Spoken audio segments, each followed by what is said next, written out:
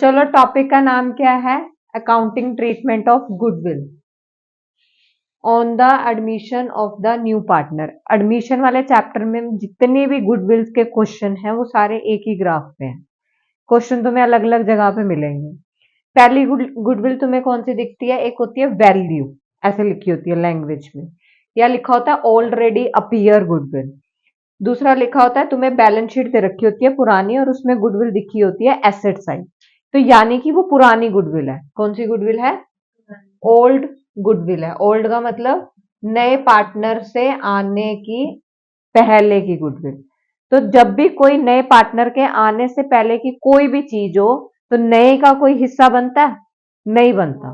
ठीक है, तो वो किस में डिस्ट्रीब्यूट होनी चाहिए? ओल्ड रेशो में, और ओल्ड पार्टनर्स को मिलती है। तो किस किस नाम से होती है? वैल्यू, ऑलरेडी अपीयर, या बैलेंस शीट में लिखी होती है एसेट साइड। उसको किस रेशो में बांटना है? ओल्ड रेशो में बांटना है। तो जर्नल एंट्री क्या करते हो?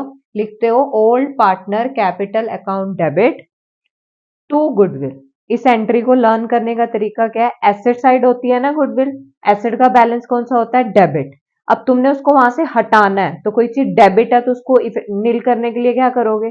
क्रेडिट। तो हमने क्या किया? टू गुडविल को क्रेडिट साइड डाल दिया। इफ कैपिटल आर फिक्स्ड, अगर कैपिटल फिक्स्ड है, क्वेश्चन ने बोला है करंट अकाउंट बैलेंस दे रखे हैं, तो एंट्री में बस कैपिटल की जगह क्या वर्ड लिखना होता है? करंट।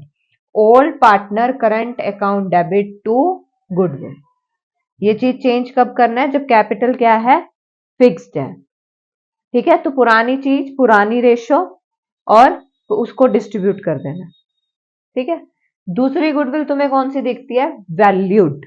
वैल्यूड का मतलब है उसके आने के बाद की गुडविल। जब नया पार्टनर आया उसके बाद की गुडविल है।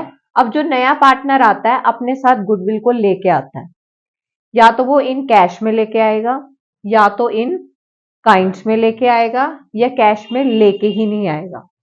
ठीक है, अगर वो कैश में और काइंड में लेके आता है तो उस गुडविल का नाम होता है प्रीमियम, कि प्रीमियम गुडविल वो लेके आ रहा है। तो ये सारी गुडविल जाती किस में है? ये तो याद रखना, सेक्रीफाइस रेशो, सेक्रीफाइस सेक्रीफाइस। चाहे कैश में लाए, चाहे काइंड में लाए, चाहे लाए ही ना, बढ़ती किस में है? सेक्रीफाइस रेशो में। तो पहले हम केस करेंगे जब वो कैश में लेके आता है। तो बिजनेस में कैश आ रही है तो कम्स इन, डेबिट करते हैं। तो एंट्री क्या होगी? कैश अकाउंट डेबिट, क्या चीज आई? To premium goodwill. ठीक है, पहली एंट्री। दूसरी एंट्री क्या होगी? ये प्रीमियम गुडविल जो पुराने पार्टनर्स हैं आपस में सेक्रीफाइस रेशो में बांटेंगे। प्रीमियम गुडविल अकाउंट डेबिट, पहले क्रेडिट हुई थी अब डेबिट कर दी, to old partner capital account. कौन सी ratio? Sacrifice ratio. If partner withdraw this goodwill, अगर क्वेश्चन ने ये लाइन दे रखी है कि पार्टनर्स ने ये गुडविल विड्रॉ कर ली है, तो ये एंट्री करनी है। एंट्री क्या हो जाएगी? Partner capital account debit to cash या बैंक वर्ड। बिजनेस से पैसे जा रहे हैं, गोज आउट हो रहे हैं, तो टू बैंक या कैश वर्ड भी लिख सकते हो। ये केस ठीक है। ये एंट्री कब करनी है? जब क्वेश्चन ने बोला है विड्रॉल हुआ तो, अदरवाइज नहीं करनी। ठीक है, उसके बाद क्या आता है? जब गुडविल काइंड्स में आती है तो एंट्री क्या होती है? Assets account debit. कुछ भी लेके आ रहा है, स्टॉक, फर्नीचर, तो उसको क्या कर दोगे तुम? डेबिट। तो क्वेश्चन ने बोला होता है ये किसके बदले में लेके आ रहा है? Premium goodwill. तो क्या डाल दोगे? To premium goodwill. Premium goodwill बंटने की एंट्री यही सेम होगी। Premium goodwill account debit to partner capital account, withdrawal कर ली तो विड्रॉल की एंट्री कर दोगे। यहां तक सेम चलेंगे ये दो एंट्री।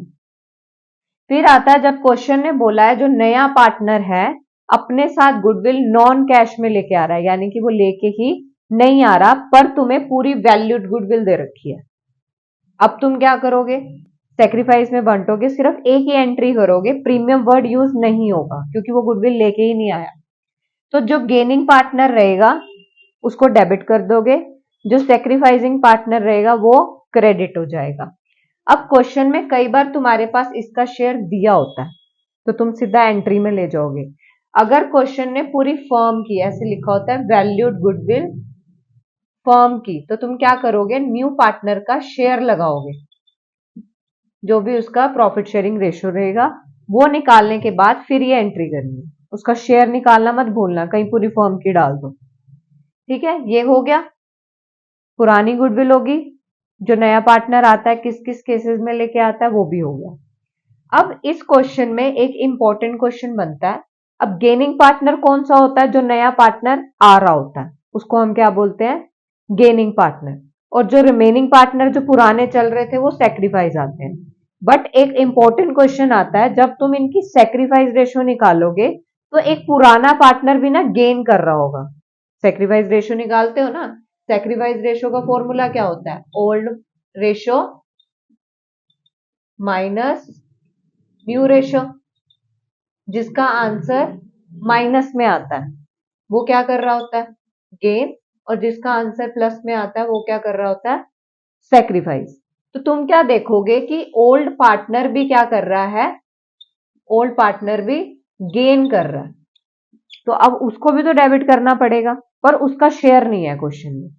गुडविल का शेयर नहीं है। गुडविल का शेयर किसका है? नए पार्टनर का है। अब उसका शेयर कैसे निकालोगे?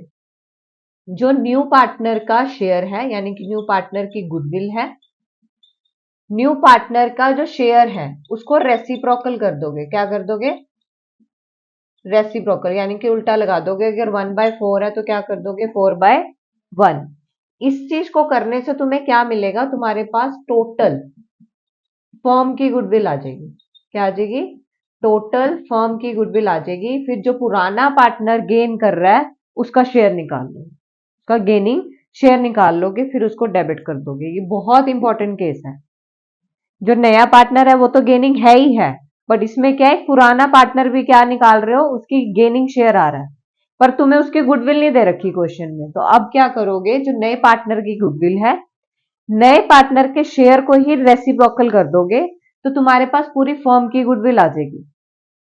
फिर उसी पार्टनर के गेनिंग शेयर लगा के उसका शेयर निकाल लेना और उसको भी डेबिट कर देना।